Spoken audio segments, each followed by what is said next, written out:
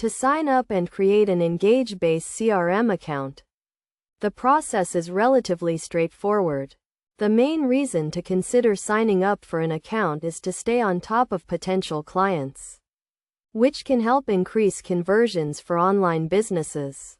EngageBay CRM is a popular tool for achieving this.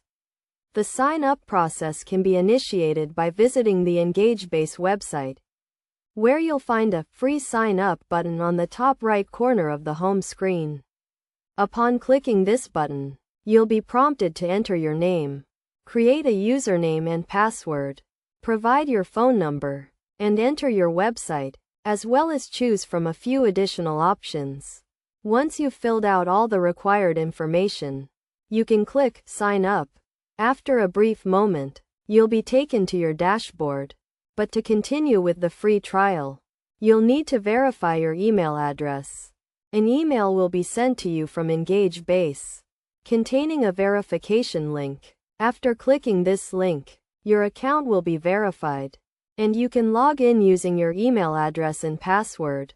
From there, you can begin importing contacts, setting up landing pages, and utilizing your EngageBay CRM account. The entire process is relatively simple, and if you have any suggestions for alternative methods, feel free to share.